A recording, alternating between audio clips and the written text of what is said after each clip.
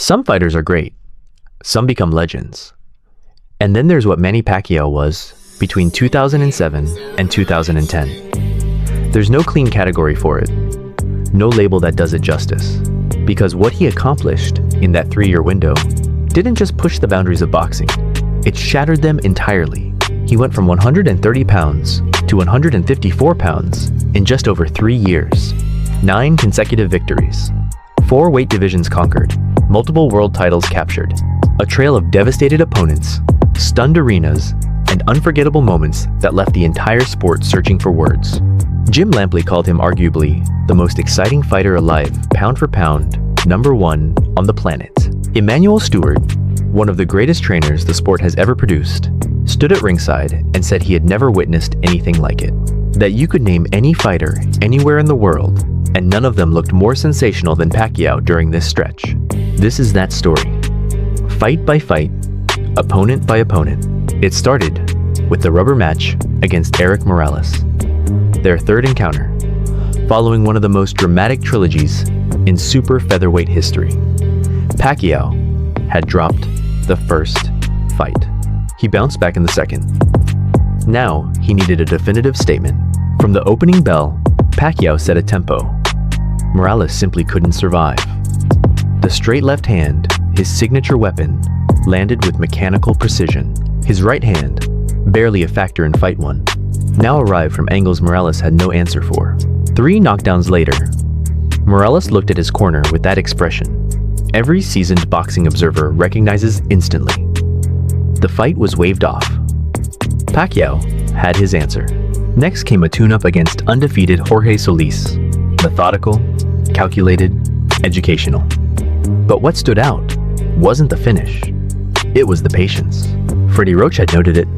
Pacquiao was thinking now, setting things up, playing chess while still punching like a freight train.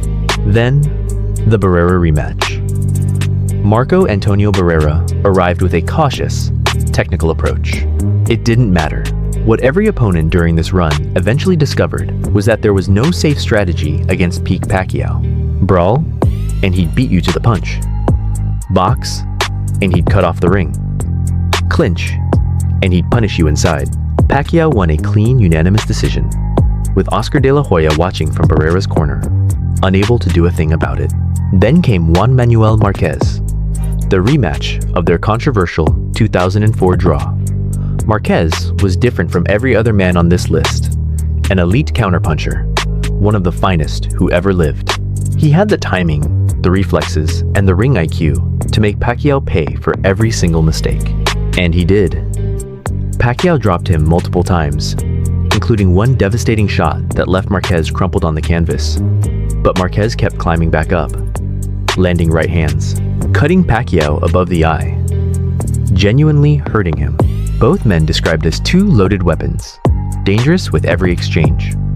When it ended after 12 brutal rounds, Pacquiao took a close split decision. Not dominant, not comfortable, a war against one of the best ever. And he won it. Then the leap nobody believed was possible.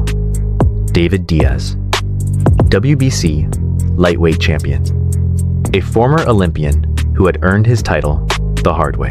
Pacquiao, a man who began his career at 106 pounds, was now challenging for a 4th world title in a 4th weight class. Emanuel Stewart stood at ringside in disbelief.